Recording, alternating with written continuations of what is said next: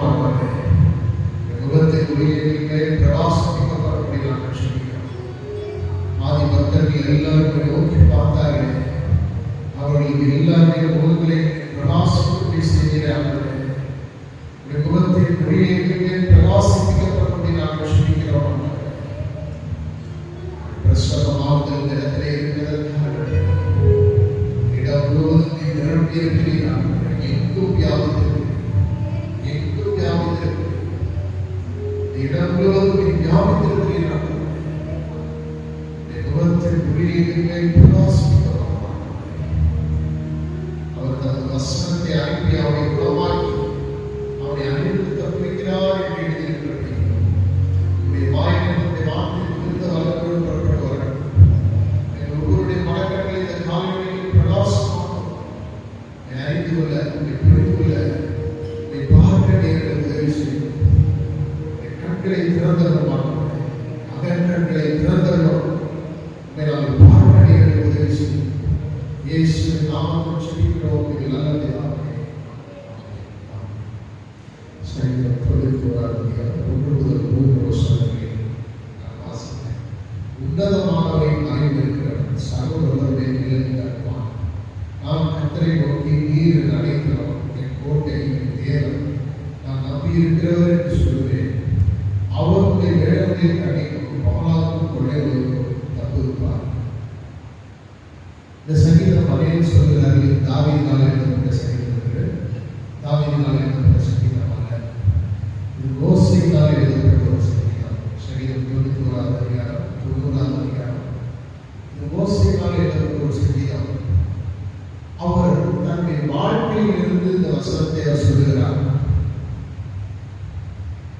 இஸ்ரவேல் மக்களை தேவன் வனாந்தரத்தில் வழிநடத்தினார். எகிப்திலே பல 100 ஆண்டுகள் அடிமைத்தனத்தில் வாழ்ந்த இஸ்ரவேல் மக்கள் பார்வோனுடைய சேனைகள் பார்ப்பாங்க. அங்க பல 100 ஆண்டுகள் இஸ்ரவேல் மக்களை அடிமைப்படுத்தி வச்சிருந்தான். சாப்பாடு கொடுத்தாம, கூலி கொடுத்தாம, சரியா தூக்கு விடாம கொடுமைப்படுத்தினான். வேதம் சொல்லுகிறது, இந்த மக்களுடைய கூக்குரலை கர்த்தர் கேட்டாராம். மக்களுடைய அனுகுரலை கர்த்தர் கேட்டாராம். மக்களுடைய ஆதங்கத்தை, பெருமூச்சை கர்த்தர் கேட்டு இறங்கினார் என்று வேதம் சொல்கிறது. இறங்கினார். இறங்கி மோசேயின் மூலமாய், மோசே தேவன் தெரிந்து கொண்டார். மோசேயின் மூலமாய் அங்கே 10 விதமான அற்புதங்களை செய்தார்.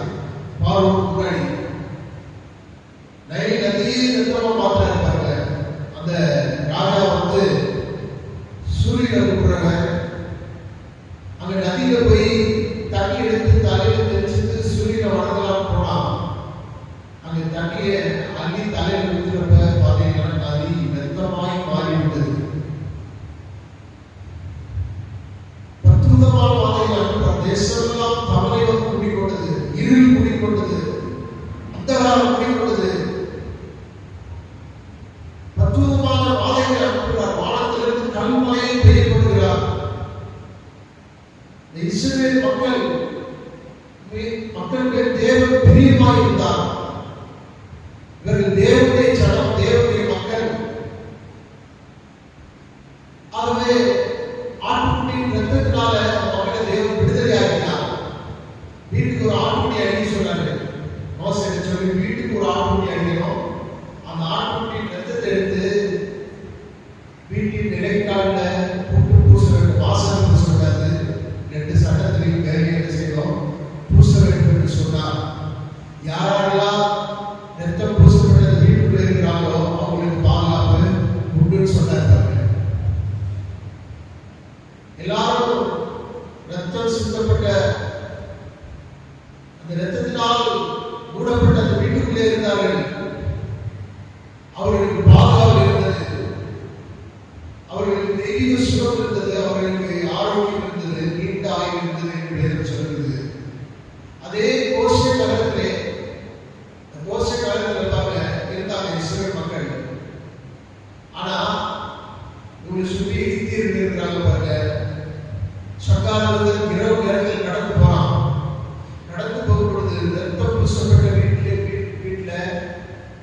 சேதம் உண்டாகவில்லை. ஒரு நாய் கூட ரொம்ப சுகமா தூங்கி கொண்டு இருந்துச்சான், ரொம்ப சுகமா இருந்துச்சா பாருங்க, வாழ அசைக்கலாம். ஆனால் ரத்தம் பூசப்படாத வீட்டிலே எல்லா தலைச்சங்களும் தலை பிள்ளைகள் முதற்கொண்டு தலை ஈற்றுகள் ஆடு மாடு எல்லாமே மறைந்து கொண்டிருப்பாங்க. வேதம் சொல்கிறது இங்கே உன்னதமானவரை மறைந்து இருக்கிறவர் சர்வவல்லவருடைய நிழலில் தங்குவான். இங்கே மோசே சொல்கிறார், அவருடைய மறைவிடத்திலே நாம் இருக்கிறோம் என்று அவர் சொல்கிறார். அவர் அனுபவித்தவராய், தேவனுடைய அன்பை ருசித்தவராய், தேவனுடைய ஆற்றலை வல்லமையை அனுபவித்தவராய் அவர்கள் சொல்கிறார். அவருடைய மறைவிடத்திலே நாம் இருக்கிறோமா? பாதுகாப்பற்ற உலகத்திலே நாம் வாழ்ந்து கொண்டிருக்கிறோம், நிம்மதி இல்லாத உலகத்திலே வாழ்ந்து கொண்டிருக்கிறோம், துன்பார்க்கர்கள் நிறைந்த உலகத்தில் வாழ்ந்து கொண்டிருக்கிறோம். பாதுகாப்பற்ற உலகத்தில் பாதுகாப்பு வேண்டுமா? சுகம், ஆரோக்கியம், விடுதலை, சந்தோஷம், சமாதானம் உலகத்தில் எங்கேயுமே கிடைக்காது. அது இயேசுவிலே இருக்குது, அவருக்குள்ளே இருக்குது. அவருக்குள்ள வாழ்கிற வாழ்க்கை தான் தீர்மான ஒரு வாழ்க்கை. ஆகவே இங்கே சொல்கிறார் மோசே, உன்னதமானவரின் மறைவில் இருக்கிறவர் சர்வ வல்லவருடைய நிழலில் தங்குவான். நாம் அவருடைய மறைவிடத்தில் இருக்கிறோமா? கண்களை விழிப்புக்குள்ளே அவர் வைத்திருக்கிறார் என்று வேதம் சொல்கிறது. ஒரு புறா எப்படி கண்களை விழிப்புக்குள்ள போய் பாதுகாப்பா பத்திரமா இருக்குதோ, அதே போல அவருடைய மறைவிடத்தில் நாம் இருக்கிறோம். இந்த மறைவிடம் என்ன என்றால், மோசே சொல்றாரு, புதிய ஏற்பாட்டின் வெளிச்சத்துல அது கல்வாரி சிலுவை, அவருடைய நேரப்பட்ட ரத்தம், அவருடைய பாடல், அவருடைய வாழம், இந்த பிக்கப்பட்ட காயத்திலே தேவன் நம்மளை வச்சிருக்காரா பாருங்க. இந்த சங்கீதம் முழுவதும் பாருங்க, படிச்சு பாருங்க, ரொம்ப அற்புதமான ஒரு சங்கீதம் பாருங்க. அந்த கண்களை விழிப்புக்குள்ளே பிக்கப்பட்ட அந்த காயத்திலே சிந்தப்பட்ட அந்த ரத்தத்தினால என்ன செஞ்சிருக்காரா? மூடி வைத்திருக்காரா? சங்காரத்தை அழித்து விடாதபடிக்கு, பாவம் வாழ்க்கையை அழித்து விடாதபடிக்கு, ஆகவே கல்வாரி சிலுவை பாவத்திலிருந்து நமக்கு விடுதலை கொடுத்திருக்கிறது. பாவத்திலிருந்து நமக்கு விடுதலை கொடுத்தது மாத்திரமல்ல, வியாதியிலிருந்து நமக்கு விடுதலை கொடுக்கிறது என்று வேதம் சொல்கிறது. மத்திய 8:17 சொல்லப்பட்டிருக்கிறது, இயேசு தாமே நம்முடைய பலவீனங்களை ஏற்றுக்கொண்டு நம்முடைய நோய்களை கல்வாரி சிலுவையிலே சுமந்தார் என்று வேதம் சொல்கிறது. 1 பேதுரு 2:24 சொல்லப்படுகிறது, இயேசுவின் தன்மையால் நீங்கள் குணமானீர்கள் என்று வேதம் சொல்கிறது. நம்முடைய பாவத்தை சிலுவையிலே சுமந்தது மாத்திரமல்ல, சிலுவை மூலமாக நம்ம பாவ மன்னிப்பு கொடுத்தது மாத்திரமல்ல, நம்முடைய நோயின் அகோரத்தை அவர் கல்வாரி சிலுவையிலே சுமந்தார் என்று வேதம் சொல்கிறது. அகில உலகத்தில் இருக்கிற ஒவ்வொரு மனிதனுடைய நோய்க்கான நிவாரணத்தை அவர் ஏற்படுத்திவிட்டார் சிலுவையிலே. எல்லா விதமான மருந்துகள் பிடிக்க முடியாத நோய்களாக இருக்கு, எல்லா நோய்களுக்காகவும் கல்வாரி சிலுவையில் அவர் மரித்தார். நாம் பாவங்களுக்கு சென்று நீதி பிழைத்திருக்கிறபடிக்கு இயேசு தாமே, 1 பேதுரு 2:24 சொல்லப்பட்டிருக்கிறது, இயேசு தாமே தமது சரீரத்திலே நம்முடைய பாவங்களை சுமந்தார். இயேசு தன்மையால் நீங்கள் குணமானீர்கள். குணமானீர்கள் என்று குணமாக போய் போல, குணமாய் கொண்டிருக்கிறவர்கள் போல குணமானீர்கள். ஏற்கனவே ஒரு நடந்து முடிந்து கொண்டது கல்வாரி சிலுவையிலே. அவருடைய எல்லா பேலன்ஸ் அவர் வாங்கி கொண்டார் சிலுவையிலே. அவருடைய எல்லா உன்னதத்தையும் அவர் தந்துவிட்டார் என்று வேதம் சொல்கிறது. எபேசியர் 1:3 இதுவாய் சொல்கிறது, உன்னதங்களிலே ஆவிக்குரிய சகல ஆசீர்வாதங்களினாலும் அவர் நம்மை ஆசீர்வதித்திருக்கிறார். அதே பாருங்க, ஆசீர்வதிப்பார் போல, ஆசீர்வதிக்க போறார் போல ஆசீர்வதித்திருக்கிறார். ஏற்கனவே நடந்து முடிந்த ஒன்றை பற்றி சொல்றாரு, கல்வாரியிலே எல்லாம் முடிந்ததுன்னு சொல்றாரு. என்னுடைய பாவத்திற்கு அவர் முடிவெடுத்தது மாத்திரமல்ல, நோய்க்கான நிவாரணத்தை அவர் ஏற்படுத்தி இருக்கிறார். ஆகவே பிள்ளைகளே, டாக்டர் போவது நல்லது, மருந்து மாத்திரைகளை சாப்பிடுவது நல்லது. ஆனால் நம்பிக்கையை யார் மேல வைக்கணும்? கர்த்தர் மேல வைக்கணும். கர்த்தர் மேல வைக்க பாருங்க. மாத்திரை சாப்பிட்டு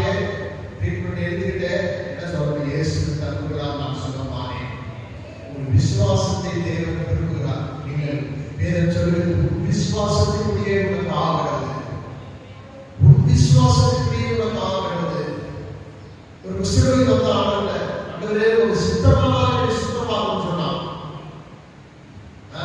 அவன் வாழ்ந்த நாட்கள்ல அப்படி ஒரு போதனை இருந்துச்சான். கடவுள் ஒருவேளை சுகம் கொடுத்தாலும் கொடுப்பாரு, இல்லாட்டாலும் இல்லை. அதனால ஆண்டவரே ஒரு சுத்தமானா என்னை சுத்தமாகும் அப்படின்னா கடவுளுடைய விருப்பத்தை உங்களுக்கு சொல்றேன். அந்த சொல்றாரு சுத்தம் விட்டு சுத்தமாக 100% நீங்க சுகமாக இருக்கிறதா தேவனுடைய சித்தம். ஆரோக்கியமாய் வாழ்றதா தேவனுடைய சித்தம். வேதம் சொல்கிறது, நான் சொல்லுகிறேன். என்னுடைய பிரசங்கம் அல்ல, நம்முடைய வார்த்தைகளை சொல்லுகிறதா அதை சொல்லுகிறேன். ஆகவே அவருடைய மறைவிடத்திலே நாம் இருக்கும்போது பாவமன்னிப்பு உண்டாகுது, பாதுகாப்பு உண்டாகுது, சுகம். சுகம் ஒரு சொத்து, கடவுள் நம்ம கொடுத்த ஒரு சொத்து, ஒரு ஆசீர்வாதம். கர்த்தர் சொல்றாரு சுகமாயிரு. வேதம் சொல்றது பிரியமானவனே உன் ஆத்மா வாழ்வது போல எல்லாவற்றையும் வாழ்வு சுகமாயிரு. சுகமாயிருக்க வேண்டும் என்று தேவன் விரும்புகிறார். அப்ப வேதத்தில் 2 பகுதி இருக்காங்க. வேத வட்டங்கள் சொல்றாங்க, கடிதத்துடைய பகுதி கொண்டு இருக்கான், கடவுளுடைய பகுதி கொண்டு இருக்கான். அவர் அவருடைய பகுதியை செஞ்சுட்டாரு, செஞ்சு முடிச்சுட்டாரு. நல்லாரி சிறையில செஞ்சு முடிச்சுட்டார், நமக்காக எல்லாத்தையும் முடிச்சுட்டார். முடிந்தது இல்லை, அவர் வந்த நோக்கத்தை நிறைவேற்றி முடிச்சுட்டார். நம்ம செய்ய வேண்டியது ஒன்று இருக்கு, அது என்ன தெரியுமா? விசுவாசம். வேதம் சொல்கிறது விசுவாசத்தினால் நீதிமான் பிழைப்பான். விசுவாசிக்கிறவர்களுக்கு எல்லாம் கூடும். கர்த்தர் நம்முடைய எதிர்பார்க்கிற ஒரே ஒன்று தெரியுமா? விசுவாசம். புதிய ஏற்பாடு நீங்க படிச்சு பாருங்க, சுலபமாக அத்தனை பேர் சொல்றாரு விசுவாசத்துக்கு உனக்கு ஆகிறது. நீ விரும்புவது எதுவோ அது உனக்கு செய்யப்படும். உன் விசுவாசத்தை ரட்சித்தது அப்படின்றார். அப்ப கர்த்தர் நம்முடைய விசுவாசத்தை எதிர்பார்க்கிறார்.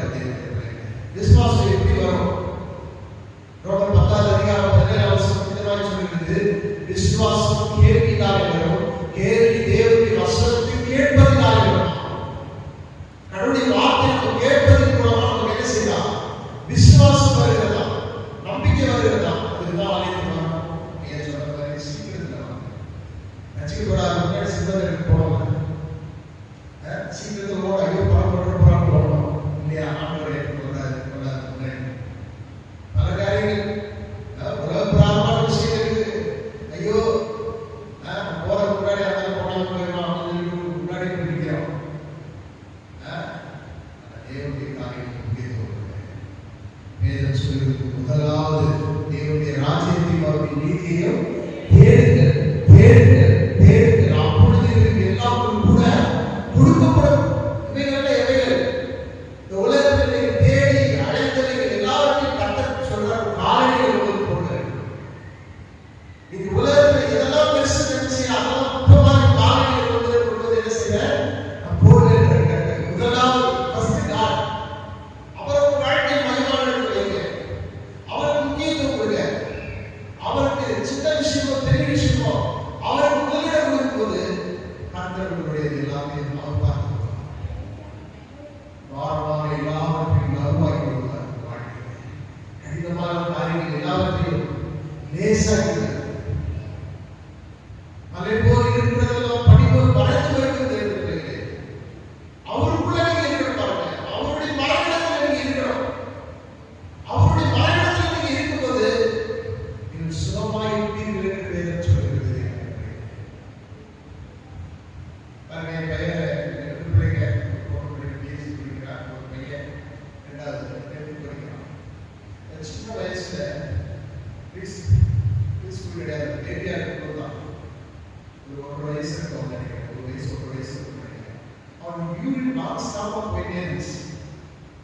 டாக்டர் போனா அவர் 7 ஊசி போட போட்டாரு.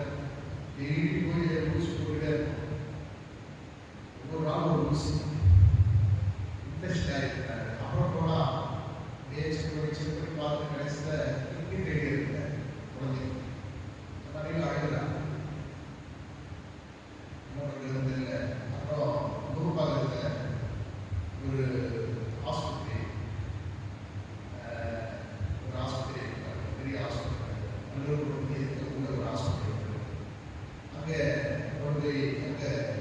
டாக்டர் ஸ்ரீராமுக்கு பார்த்துருக்காரு. அவர் தான் எனக்கு ஸ்பெஷலிஸ்ட். அவங்க ஒரு இந்தியாவிலேருந்து எல்லா இடத்துலேருந்து வந்து பார்ப்பாங்க. அப்போ எனக்கு கிடைக்க கஷ்டம், அதனால் பேசி வாங்கி கொடுத்தேன். சரி போனேன். போனால் டாக்டர் போய் பார்த்துட்டு அவர் சொல்கிறாரு, இது மருந்தே கிடையாது, யூரின் பேக் வந்து அதிகமாயிருக்கும், அதிகமாயிருக்கான், இது நாளாக தான் சரியாகும், இதுக்கு மெடிசனே கிடையாது. இதே வேறு டாக்டர் நீங்கள் போயிருந்தீங்கன்னா அவங்க எல்லாரும் மெடிசனே கொடுத்துருப்பான். அதனால் நீங்கள் எங்கே வந்தீங்க, இது மாத்திரை மருந்தே கிடையாது, மறுபடியும் சொல்கிறாங்க சொல்யூஷனே கிடையாது, அதாவது மருந்து மாத்திரை எங்கே கொடுங்க, ஸ்டாப் ஆகும், மெடிசனே கிடையாது. கடவுள் தான் ஒரு உத்தேசம். கிறிஸ்டின் தானே, நான் கிறிஸ்தவர்களெல்லாம் படிச்சிருக்கிறாங்க. நீங்கள் ஆண்டவர் சொல்லி அவரே ஒரு பிரசவம் பண்ணி அனுப்பிச்சுட்டேன். வர வழியெல்லாம் நான் சொல்லிச்சுட்டே வந்தேன். ஏசு கருங்குலால் சாம் சுகமான, ஏசு கருங்குலால் சாம் சுகமான மறுபடியும் சொல்ல இந்த வார்த்தை தவிர சொல்லுங்க. அவரோட விசுவாசம் என்ன தெரியாது குழந்தைக்கு. நம்ம அவர் சார்பாக என்ன செய்யணும், விசுவாசிக்கணும். அப்படின்னு வாயை தவிர சொல்ல சொல்ல சொல்ல சொல்ல ஒரு நாள் ஆச்சு, 2 நாள் ஆச்சு, 3 நாள் கொடுக்குறது நான் டைமில் அட்லீஸ்ட் நாளைக்கு பார்க்கணும் நடந்துருக்கா. அந்த அட்லீஸ்ட் மாத்திரம் ப்ரேயர்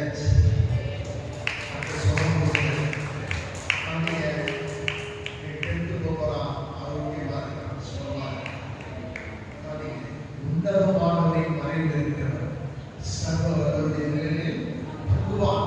அவருடைய மறைவிடத்தில் நம்மளை வச்சிருக்கான். மிகவும் பத்திரமான இடத்துல, பாதுகாப்பான இடத்துல, ரொம்ப சேஃபான இடத்துல நம்ம என்ன செஞ்சுக்கலாம், வச்சிருக்கிறாரா பாருங்க. தீமை நிறைந்த உலகத்துல, பொல்லாப்பு நிறைந்த உலகத்துல வாழ்ந்துட்டு இருக்கிறோம்.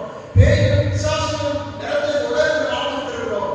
இதன் மத்தியில பாதுகாப்பா இருக்கிறோம், நாம் உயிரோட இருக்கிறோம்னா நாம் நம்ம பிள்ளைகளும் பத்திரமா இருக்கிறோம். அது காரணம் கல்வாரி சிலுவையிலே தன் உயிரை படைத்து தன் ஜீவனையை கொடுத்தார் இயேசு.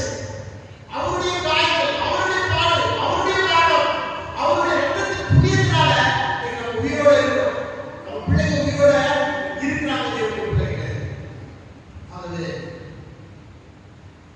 வாசிக்கலாம். யோபு எழுதின புத்தகம், யோபு 28வது அதிகாரம்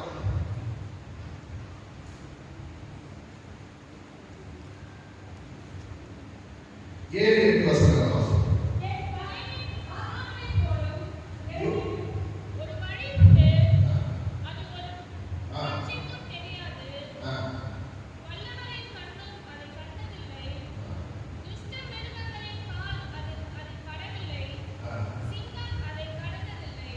கவனிங்க, ஒரு வழி உண்டாம்.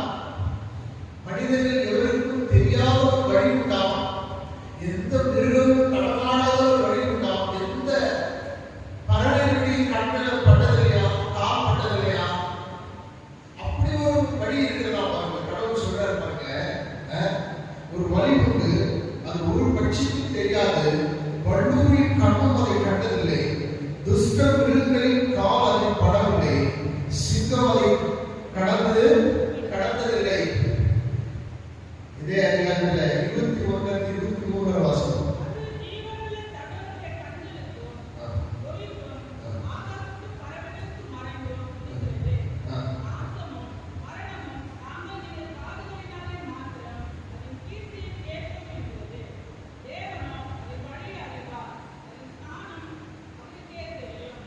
அந்த வழியை பற்றி சொல்றாரு. ஒருவருக்கும் தெரியாத ஒரு வழியா, அந்த வழி கடவுள் மட்டும்தான் தெரியுமா பாருங்க. தேவனோ அதன் வழியை அறிவார், அதன் ஸ்தானம் அவருக்கே தெரியும். அது ஜீவனுள்ள சகலருடைய கண்களுக்கு முடித்தும் ஆகாசத்து பறவைகளுக்கு மறைத்தும் இருக்கிறது. நாசமும் மரணமும் நாங்கள் காதலினாலே மாத்திரம் அதை கீர்த்தியை கேட்டோம் என்கிறது. அப்படிங்க, தேவன் ஒரு வழியை வச்சிருக்கிறார், ஒரு மறைவிடத்தை வச்சிருக்கிறாரு, ரொம்ப பத்திரமான ஒரு இடத்தை வச்சிருக்காரு, பாதுகாப்பான ஒரு இடத்தை வச்சிருக்காரு. அது என்ன தெரியுமா, கல்வாரி சிலுவை, அவருடைய மரணம், அவருடைய பாடு, அந்த கண்களை பிடிப்புக்குள்ளே பிடிக்கப்பட்ட அந்த காயத்துக்குள்ளே கடவுள் என்ன செஞ்சு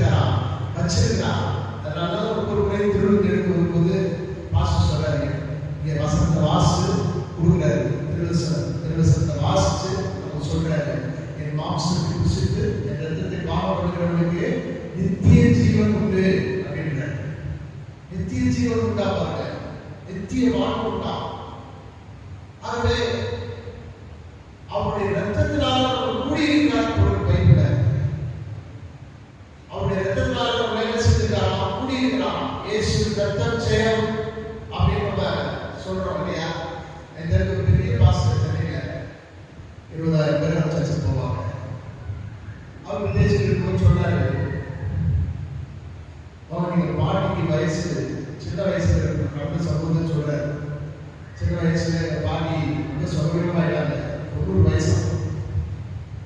அந்த காலத்துல போன வசதிலாம் கிடையாது. அப்பா வீட்டுக்கு போனாங்கன்னா 10 நாள் 20 நாள் அவங்க வீட்டுக்கு போயிட்டு வராரு. பாஸ்டரோட அப்பா அவர் பாஸ் தான். அதனால குடும்பத்துல 9 பிள்ளைங்க, நான் மூத்த பையன். அவரு வீட்டுக்காரங்க பாத்துக்க, அம்மா பாத்துக்க, பாட்டி பாத்துக்க சொல்லிட்டு போவாங்க. பாட்டி ரொம்ப ஊருக்கு போன நேரத்துக்கு சோகமாயிட்டாங்க. ரொம்ப சாப்பிட்றீங்க, மரணத்தின் லாஸ்ட் ஸ்டேஜ் போயிட்டாங்க. காரணம் அவங்க சொல்றாரு, அவங்க படுத்து படுக்கையா இருந்ததுனால வயிற்றுல பிளேடை வச்சு கிளீன் பண்ண மாதிரி ஒரு அப்படியே வயிறு போக வச்சாங்க. உள்ள இருக்கிற பாசெல்லாம் தெரியும், அப்படியே வயிறு அடிச்சு வச்சாங்க. ஸ்கின்னு அப்பா வேறு என்ன பண்றது அப்படின்னு அவங்க வந்து சிபிஎம் சர்ச்சுக்கு போவாங்க. பாட்டி மருந்து மாத்திரையெல்லாம் எடுக்கவே மாட்டேங்கிறாங்க. சாக வேணும் மருந்து மாத்திரையே எடுக்கலாம். அதனால சரி எப்படியாவது உங்களை ஏமாத்தி டாக்டர் கூட்டு போயிருக்கோம், எப்படியாவது ஒரு மெடிசன் வாங்கி போடணும், சரி பண்ண அப்படின்னு சொல்லி வாங்க போகலாம் அப்படின்னு சொல்லி தூக்கிட்டு போனாங்க. கையில் போன வச்சா அடிச்சாங்க. ஹாஸ்பிட்டலுக்கு மட்டும் நான் வரவே மாட்டேன் அப்படின்னு சொல்லிட்டு என்ன பண்ணாங்க, பாஸ்டர் அம்மா தேங்காய் எடுத்து வைப்போம் அப்படின்னா தேங்காய் எடுத்து நைட் ஃபுல்லாக ஊற்றிட்டு அந்த புண்ணு இருந்த இடத்துல பூரா தருவாங்க. இயேசு ரத்தம் ஜெயம், இயேசு ரத்தம் ஜெயம், இயேசு ரத்தம் ஜெயம். இப்படியே டெய்லி தேங்காய் எடுத்து தள்ளிக்கிட்டே சொல்லிட்டே போவாங்க. 3 நாள்ல அப்படியே முடிக்கிச்சான். கவனிங்க, தேவனுடைய சுகம் இயேசுக்குள்ளே இருக்கிறது, ஆரோக்கியம் இயேசுக்குள்ளே இருக்கிறது, இயேசுக்குள்ளே வெற்றி வாழ்க்கை இருக்கிறது, இயேசுக்குள்ளே சந்தோஷம் இருக்கிறது, இயேசுக்குள்ளே சமாதானம் இருக்கிறது. ஒரு நிறைவான ஒரு வாழ்க்கையை இறைவன் அவருக்குள்ளே வச்சிருக்கிறார். ஆகவே அவருடைய வாழ்க்கையிலே இறைவன் நம்ம வச்சிருக்கிறார். வாசிக்கலாம் யோவான் சுவிசேஷம் 14ஆம் அதிகாரம் 7ஆம் வசனம்.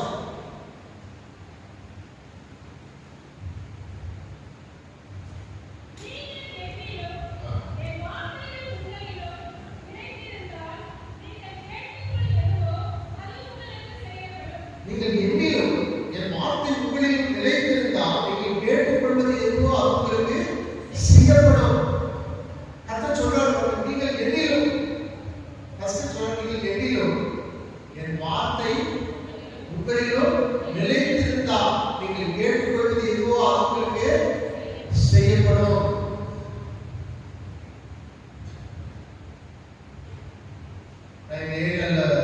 வாங்கி போறோம் சூழலில் அங்கே ஒரு பார்க்கு வாங்கி போறோம். ஒரு பையன் பார்த்தேன், அவங்க அப்பா அம்மாலாம் எனக்கு தெரியும். என்னப்பா பண்ற அப்படின்னா, மாஸ்டர் அவர் அமெரிக்காவில் இருக்கிற ஐடி கம்பெனி வருவாங்க, அப்பா அம்மா பார்க்குறேன் சொன்னாரு. மாஸ்டர் அமெரிக்காவில் வேலைக்கார பையன் 11 மணி 12 மணி வரைக்கும் தூங்குறாங்க. மாஸ்டர் சர்ச்சுக்கு போவாங்க ஞாயிற்றுக்கிழமை நான் சர்ச்சில் இருக்கிறேன்.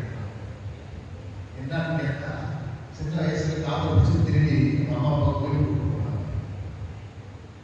2 வீட்டுக்குள்ள சர்ச்சில் வந்தால் தொந்தரவு பண்ணாலும் வீட்டில் விட்டு வந்துடுவீங்க, தொந்தரவு பண்ணாலும் போன போய் கொடுப்பாங்க.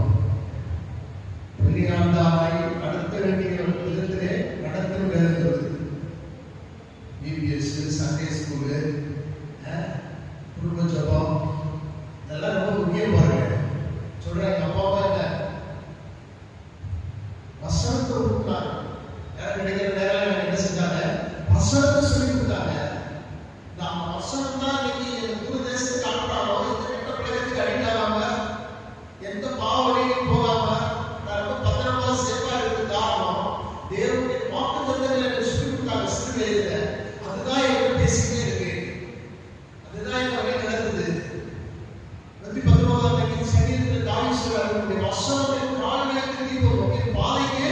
வெளிச்சமாக இருக்கிறது.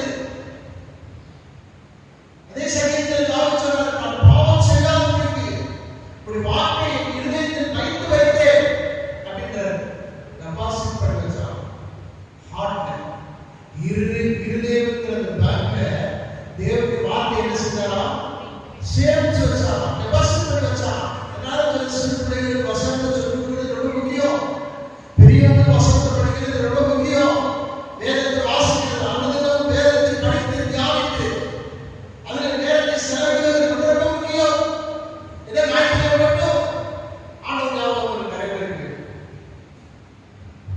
ஞாயிற்றுக்கிழமை எவ்வளவு முக்கியம், போகிறது எல்லா நாளும் முக்கியம். டெய்லி நேரத்தை கடவுள் கொடுங்க. நான் சொல்றேன், பையன் சொல்றாங்க, நல்லா இருக்கு பாஸ்டர். காரணம் கத்தருக்குள்ள எங்க அம்மா அப்பா என்ன செஞ்சாங்க, வளர்த்தாங்க. சின்ன வயசுல கஷ்டமா தான் இருந்துச்சு. பொண்ணு பாடப்பட்டாங்க, சர்ச்சு புரியும் சொல்லுவோம். இன்னைக்கு நான் நல்லா இருக்கேன். காரணம் அப்பா அம்மா என்ன வழி நடத்தினாங்க, கத்தருக்குள்ள என்ன வழி நடத்தினாங்க. நீங்க உங்க பிள்ளை அப்படிதான் வழி நடத்தணும். பாவம் பறக்க வளர்ந்து உங்க பிள்ளை அடிக்காம இருக்கணுமா, கெட்ட காரியங்களை ஈடுபடாம இருக்கணுமா, உங்க பிசாசு அடிமையாக போயிடக்கூடாது. தேவன் விரும்புகிறார் பாருங்க. பாச சொன்ன மாதிரி எவனை விழுகிறாங்களோ என்று வகையை சுத்தி திரிகிறான் பிசாசு. சிக்கினா போச்சு, பாம்பு கத்துற மாதிரி வாழ்க்கை திங்கிடுவான் பிசாசு. சாவு கவனிங்க. பாவம் கலந்து உலகத்தில் வாழ்ந்து கொண்டிருக்கிறோம். புழா கலந்து உலகத்தில் வாழ்ந்து கொண்டிருக்கிறோம். தீமை தான் கலந்திருக்கிற உலகம். இதை மத்தியிலே பாதுகாப்பு, நிரந்தரமான பாதுகாப்பு வேண்டும் தெரியுமா? அவருடைய மறைவிடத்தில் இருக்கிறது. அவருக்குள்ள நீங்க இருக்கும்போது ஆசீர்வாதம், அவருக்குள்ள நீங்க இருக்கும்போது விடுதலை, அவருக்குள்ள நீங்க இருக்கும்போது ஆரோக்கியம், அவருக்குள்ள நீங்க இருக்கும்போது மகிழ்ச்சிகரமான ஒரு வாழ்க்கை, அவருக்குள்ள நீங்க இருக்கும்போது வெற்றிகரமான ஒரு வாழ்க்கை உங்களுக்கு உண்டு. அவர் விட்டு தூரமா போனா ஆசீர்வாதம் இல்லாம போயிடும். ஆசீர்வாதம் என்ன செஞ்சிருவோம், இழந்து வந்து அனுதினம் வேதத்தை படிக்கணும், அதை தியானிக்கணும், அதை ஆராய்ச்சி செய்யணும். அதனாலேயே ஃபோக்கஸ் இருக்கும்போது பிள்ளைகளுக்கு வசனத்தை சொல்லிக் கொடுங்க. நேரம் உட்கார வச்சு வசனத்தை சொல்லிக் கொடுங்க. உங்க பிள்ளைகளுக்கெல்லாம் நிறைய வசனங்களை நான் சொல்லிக் கொடுக்குறேன். கவனிங்க, ஒரு நோக்கம் உண்டாகும். வாழ்க்கைக்கு தவறான வழியில் போக மாட்டாங்க. டீனேஜ் ஆகும்போது கவனிங்க. சின்ன வயசுல இருக்கும்போது நீங்க சொன்னா கேட்பான். உங்க ஈடு வரும்போது அவன் சொல்றதை நீங்க கேட்கணும். நல்லா சொல்றேன், வயசுக்கு போது சொல்லிக் கொடுக்கணும், மாவட்டத்தில் சொல்லிக் கொடுக்கணும், வசனத்தை சொல்லிக் கொடுக்கணும், வசனத்துக்கு முக்கியத்துவம் கொடுக்கணும். ரொம்ப முக்கியம் தேவைப்படுகிறது. இங்க சொல்லப்படுகிற நீங்கள் என்னிலும் என் வார்த்தை உங்களிலும் நிலைத்திருந்தால் நீங்கள் கேட்டுக்கொள்வது எதுவோ அது உங்களுக்கு செய்யப்படும். என்னெல்லாம் கட்டத்தை கேட்கிறீங்களா அதெல்லாம் உங்களுக்கு கொடுப்பாங்க. நிறைய நேரங்களில் ஜெபம் கேட்கப்படாம ஒரு காரணம் என்ன தெரியுமா? அவருடைய வார்த்தை உங்களுக்கு இல்லை. சும்மா வெறுமனே ஜெபம் பண்ணி எந்த பிரயோஜனம் இல்லை. வாக்குத்தத்தங்களை சொல்லி சொல்லி ஜெபம் பண்ணணும். அது ரொம்ப முக்கியமாக. ஆகவே அவருடைய மறைவிடத்தில் கடவுள் வச்சிருக்காங்க. இரண்டாவது சொல்லப்பட்டிருக்கு, வாசிக்கலாம். மத்தேயு சுவிசேஷம் 17வது அதிகாரம்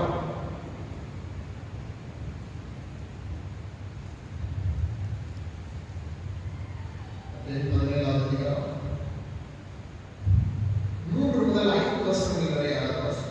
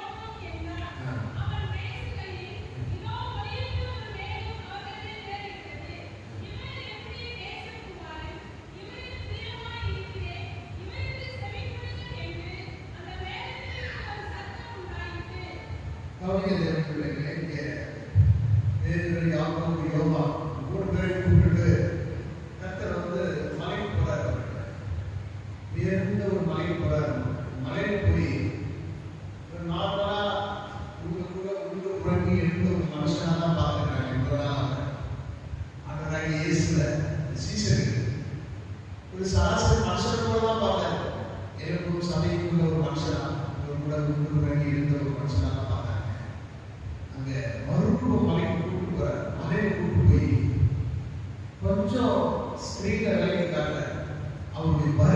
இரண்டாம் வருகையில அவர் எப்படி வரப்போறாருன்றதை காட்டுறாரு. கொஞ்சம் அவருடைய மகிமையை காட்டுறாரு. முடிவுள்ள வேக பிரகாசிச்சு பாருங்க. மோசே எலியா வந்து அங்க அவர் கூட பேசிட்டு வந்திருக்கிறாங்க. அது மாத்திரமல்ல, அந்த இடம் முழுவதும் ஒளி பிரகாசத்தினால் நிறைந்தது. தேவனுடைய மகிமை, தேவனுடைய பிரசன்னம் இந்த இடம் முழுவதும் நிறைந்ததா பாருங்க. பார்க்கக்கூடாதபடிக்கு அவ்வளவு மகிமை.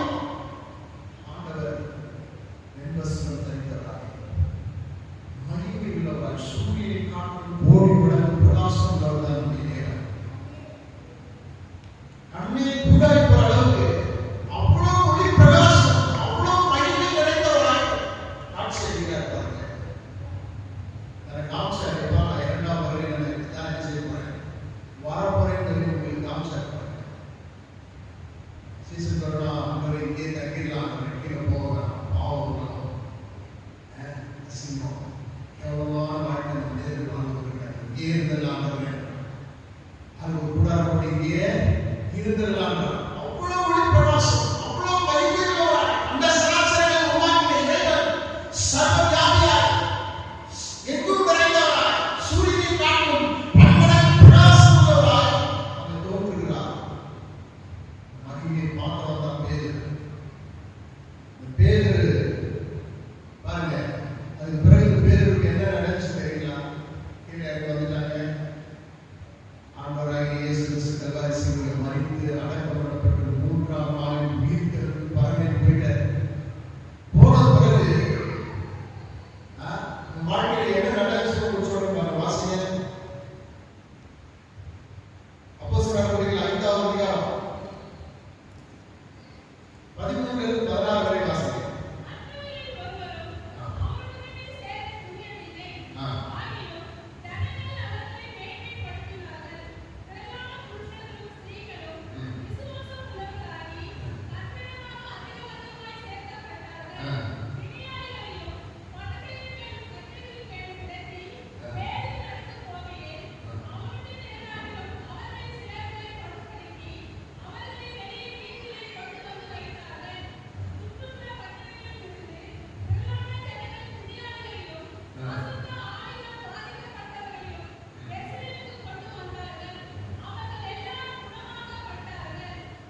தேவர்களே, ஒளிப்புலே இருக்கிறவர்கள், தேவனுடைய பிரசன்னத்திலே இருக்கிறவர்கள், பிரசன்னத்தை அனுபவிக்கிறவர்கள், தேவனுடைய மகிமையை பார்த்தவர், 1000 மடங்கு, லட்சம் மடங்கு, கோடி மடங்கு சூரியனை காட்டும் பிரகாசமாய் அந்த தோன்றினாலே மகிமைக்குள்ளே இருந்தவர், ஒளிக்குள்ளே இருந்தவர், அந்த தேவாதி தேவனை கோபமாய் தரிசித்தவர், இயேசு மரித்து அடக்கப்பட்டு உயிரோடு எழுந்து பரலோகம் போயிட்டாரு. போன பிறகு அந்த ஊழியத்தை இப்ப நம்ம கொடுத்துருக்காங்க. கவிங்க பேதுரு தெருவில் நடந்து போனா பாருங்க. அவன் வருவான்னு சொல்லி நிறைய வியாதியஸ்தர்கள் கடையில் கொண்டு படுக்க வச்சிருந்தாங்க. நிறைய நோயாளிகள் அவர் வர வழியில கிடத்தப்பட்டிருந்தாங்க. வேதம் சொல்கிறது அவனின் நிழல் பட்டு மக்கள் சுகமானார்கள். கவிங்க தேவ பிள்ளைகளே, அவனின் நிழல் பட்டு மக்கள் சுகமானார்கள். உன்னதமானவரின் மலையில் இருக்கிற சர்வவல்லவருடைய நிழலில் தங்குவான். ஆகவே அவருடைய மறைவிடத்திலே அவர் நம்மை வைத்திருக்கிறது மாத்திரமல்ல, அது விழிப்புலே, அந்த தேவ பிரசன்னத்துக்குள்ளே, அந்த தேவனுடைய மகிமைக்குள்ளே கர்த்தர் என்ன செஞ்சிருக்கிறாரா என்று புதிய ஏற்பாட்டிலே நம்மை வைத்திருக்கிறார் என்று வேதம் சொல்கிறது. அவருடைய பிரசன்னத்துக்குள்ளே நாம் இருக்கிறோம். அவருடைய மகிமை, அவருடைய பிரசன்னம் நம்மை மூடி இருக்கிறது என்று வேதம் சொல்கிறது. வேதம் சொல்கிறது, ஒருவன் கிறிஸ்துவுக்குள் இருந்தால் அவன் புது சிருஷ்டியாய் இருக்கிறான், பழைய ஒழிந்து போயின எல்லாம் புதிதாக வேதம் சொல்கிறது. அவருக்குள்ளே நம்ம வச்சிருக்கிறான். அவருடைய மரணத்திலே, அவருடைய அந்த நிழலிலே, இந்த பிரசன்னத்திலே, அவருடைய மகிமைக்குள்ளே நம்ம என்ன செஞ்சிருக்கிறாரு, வச்சிருக்கிறான். பிள்ளைகளே, 2ஆம் வசனம் சொல்கிறது, சங்கீதம் 92 சொல்லப்படுகிறது, நான் கர்த்தரை நோக்கி, நீர் என் அடைக்கலம், நீர் என் கோட்டை, நீர் என் தேவன், நான் நம்பி இருக்கிறது என்று சொல்லுவேன். மோசே சொல்றாரு, சொல்லிதான் அவர் சங்கடத்தில் கடந்து போனாரு, சொல்லிதான் அந்த சங்காரத்துடன் தன்னை சேதப்படுத்தாத சுகாதாரத்தை பாதுகாக்கப்பட்டா சொல்லுவேன். என்ன சொல்லியிருப்பாரு? வசனத்தை சொல்றாரு, நான் கர்த்தரை நோக்கி நீரின் அடைக்கலம், நீரின் கோட்டை, நீரின் தேவன், நான் நம்பி இருக்கிறவர் என்று சொல்லுவேன். பிரச்சனை நேரத்தில், போராட்டத்தின் நேரத்தில், துன்பத்தின் நேரத்தில், வியாதி நேரத்தில் அவர் வாக்குத்தத்தங்களை பேசுகிறேன், அவருடைய வார்த்தை பேசுகிறேன். கண்ட குப்பை டிவியில பார்க்கறது இருக்குங்க. நான் விசேஷமா சொல்றேன், போராட்டத்துல நான் சொல்றது கொடுப்பாங்க. அன்னைக்கு ஒரு அம்மா சொல்லுது, எனக்கே ஒரு படம் கூட்டி போட்டு காலையிலே ரெடி பண்ணிடுவோம். ஆஃபீஸ் போகிறதுக்குள்ள காலையில் 11 மணிக்கு உட்காந்துச்சுன்னா ராத்திரி 11 மணி வரைக்கும் சீரியல் தான். சீரியல் பார்க்கறதுலாம் தெரிஞ்சுக்க நான் சொல்றேன். அது ஒன்றும் நல்ல விஷயம் எதுவும் இருக்க மாட்டேன். கவனிங்க, நம்ம என்ன பார்க்குறோமோ அதுதான் நம்ம மண்டையில் மைண்ட் போகும். அதுதான் நம்ம பேச்சா மாறும், செயலா மாறும். கவனிங்க, என்ன பார்க்கறது ரொம்ப முக்கியம். டிவியில பார்க்க விஷயங்களை பார்க்கலாம், தப்பு இல்லை. அதெல்லாம் நம்ம எதுவும் கிடையாது. டிவி பார்க்கக்கூடாதுன்னு சொல்லுவேன். நல்ல விஷயங்களை பார்க்க. கவனிங்க, தாவீது சொல்றான், துன்மார்க்கனுடைய ஆலோசனையில் நடவாமலும் பாவிகளுடைய வழியில் இல்லாமலும் பரியாசத்தால் உட்கார்ந்திடத்தில் உட்காராமலும் கர்த்தருடைய வேதத்தில் பிரியமாயிருந்து இரவு பகல் வேதத்தில் தியானமாயிருக்கிற மனுஷன் பாக்கியவான், ஆசீர்வதிக்கப்பட்டவன் மனுஷன். ஒரே என்ன சொல்றீங்க? ரொம்ப முக்கியம். கர்த்தர் ஒரு நாள் நடக்கணும்.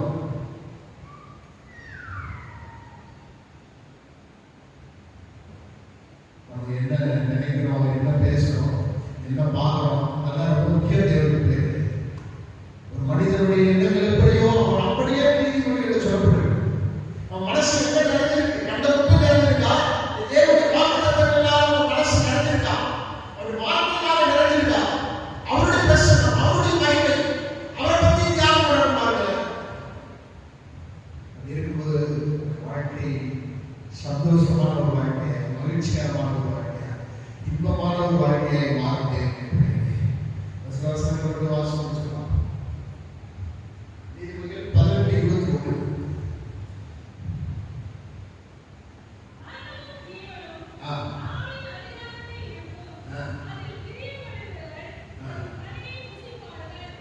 சொல்றாரு பாருங்க, நான் என்ன சொல்றேன், அவர் செய்ய வேண்டியது நமக்காக செஞ்சு முடிச்சுட்டேன். இப்ப நம்ம செய்ய வேண்டியது செஞ்சாதான் அவர் நமக்கு என்ன செய்ய முடியும், உதவி செய்ய முடியும். நம்மளோட ஒரு எதிர்பார்க்கிறது என்ன? விசுவாசம். விசுவாசத்தெல்லாம் கத்த நம்மள எதிர்பார்க்கிறார். இங்க கத்த சொல்றாரு, மரணமும் ஜீவனும் நாவின் அதிகாரத்தில் இருக்கிறது, அதை பிரியப்படுகிறவர்கள் அதன் கனியை புசிப்பார்கள். சொல்றேன், வாழ்வும் சாவும் நாங்களதான் இருக்கலாம், வெற்றி தோல்வியும் நாங்களதான் இருக்கலாம், நம்ம நல்லா இருக்கிறது விட்டு போறது நாங்களதான் இருக்காங்க.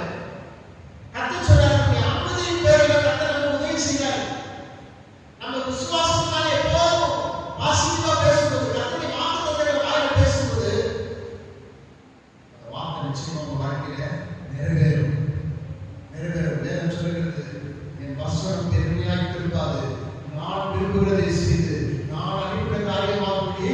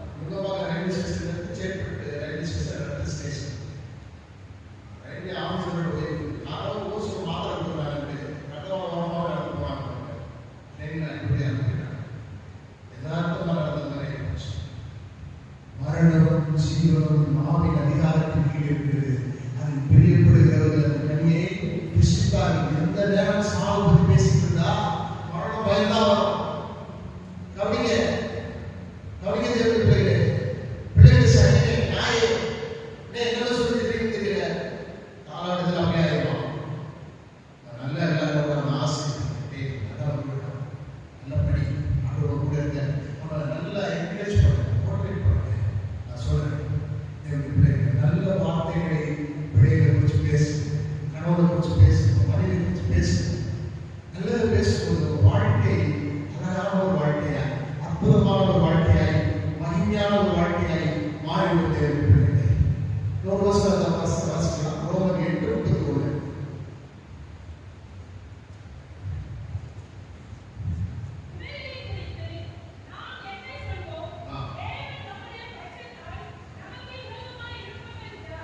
தேவனுடைய பட்சத்தில் இருந்தால் நமக்கு விரோதமாக இருப்பவர் யார்? நிறைய பேர் என்ன நினைக்கிறாங்க, கடவுள் நம்ம எதிரி நினைச்சிருக்காங்க. எதிரி மாதிரி பார்க்கறாங்க அவர். கடவுள் நல்லதும் செய்வாரு, தீமையும் செய்வாரு அப்படின்றாங்க. நான் படிச்ச வேற என்ன சொல்லி தெரியுமா? நசரேயனாகிய இயேசு கிறிஸ்து நல்லவரும் நன்மை செய்கிறவரும் பிசாசின்படி அகப்பட்ட யாரையும் குணமாக்குகிறவருமாய் சொல்லியிருந்தார். தீமையை பார்க்கக்கூடாத சுத்தக்காரன், தீமையே செய்யாத, தீமை செய்யாத தெரியாது. தீமை செய்யறது யார் பாஸ்டர்? யோவான் சுவிசேஷம் 10வது அதிகாரம் 10வது வசனம் விதமாய் சொல்கிறது, திருடன் திருடவும் கொல்லவும் அழிக்கவும் வருகிறானே அன்றி வேறு ஒன்றுக்கும் வரான். பிசாசு குறித்து சொல்றார். 3 வேலையை தான் செஞ்சுக்கிறான். திருடன் திருடவும் கொல்லவும் அழிக்கவும். திருடுறானா, கொல்றானா, அழிக்கிறானா. ஒரு குடும்ப சந்தோஷமா இருந்தா அவருக்கு பிடிக்காது. எப்படியாவது சண்டைக்கு பூச்சொலி குடும்பத்தை கொண்டு போடணும் அப்படிங்க. கொஞ்சம் நல்ல ஆரோக்கியமாக சுகமா இருந்தா பிடிக்காது. அவனுக்கு எங்கேயாவது நம்ம உடம்புல மனசுல அவனை குணமாக்கி அவன் வியாதி கொடுத்த சரீரத்தில் போடணும். நல்லா வாழ்ந்தா பிடிக்காது. காலத்துக்கு முன்னாடி அவனை கொண்டு போய் கடையில் போய் அடக்கம் பண்ணுறதுக்கு அவனை எப்படி பண்ணிடுவான். இயேசுநாதரே சொல்றாரு, பிசாசு சொல்றாரு, திருடன் திருடவும் கொல்லவும் அழிக்க வருகிறானே என்று வேறு ஒன்றுக்கும் வரான். நானோ நீ நெருங்கியாக உணர்ந்து வந்தீர் அப்படின்னு கேட்டா சொன்னார், நானோ மனுஷனுக்கு வாழ்வு கொடுக்கவும் அந்த வாழ்வு பரிபூர்ணப்படுத்தி வந்தேன் என்று இயேசு சொல்கிறார். பெஸ்ட் லைஃப் கொடுக்கிறதுக்காக வந்தார் இயேசு. ஒரு மதத்தை ஆரம்பிக்கிறதுக்காக அல்ல. கிறிஸ்துவ மார்க்கத்தில் இருக்கிறதுனாலையோ கிறிஸ்துவ பேரை வைத்திருக்கிறதுனாலையோ எந்த பிரயோஜனமும் இல்லை. இயேசுவை உள்ளடக்கிய வாழ்கிற ஒரு வாழ்க்கை, இயேசுவை இதயத்தில் வைத்து வாழ்கிற ஒரு வாழ்க்கை, அதுதான் இயலாத வாழ்க்கை.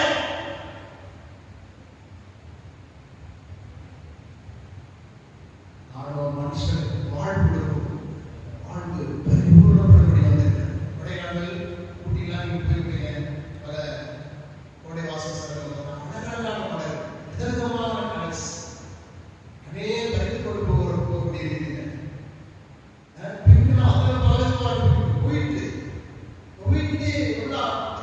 வித்தியாசமான ஒயிட், ப்ளூ, அவ்வளோ ஒவ்வொரு கலர்ஸ்லையும் ஒவ்வொரு வெரைட்டிஸ், அவ்வளோ அழகான மலர்கள்.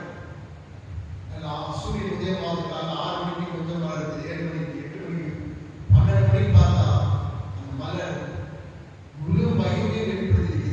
சூரியன் உச்சகட்டத்தில் கவனிங்க, முடிப்பட்ட மாத்திரத்தில் முழு மகிமையை வெளிப்படுத்தி காட்டு.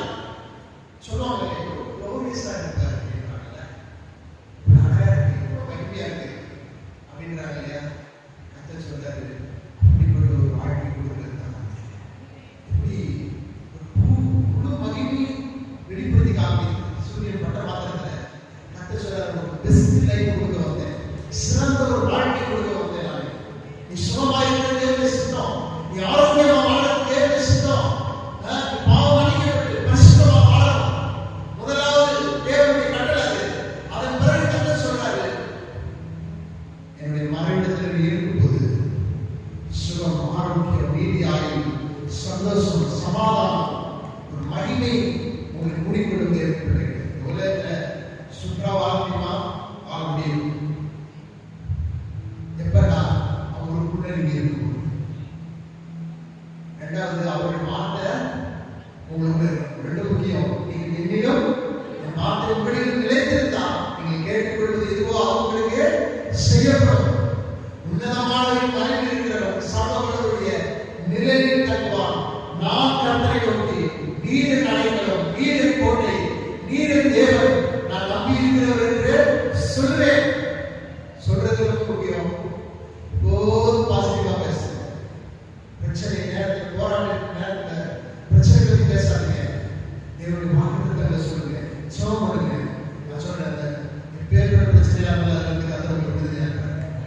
இப்பேற்பட்ட நோயால் குணமாகிறார்கள். இந்த சந்தோஷமற்ற சூழ்நிலை சந்தோஷம் மகிழ்ச்சி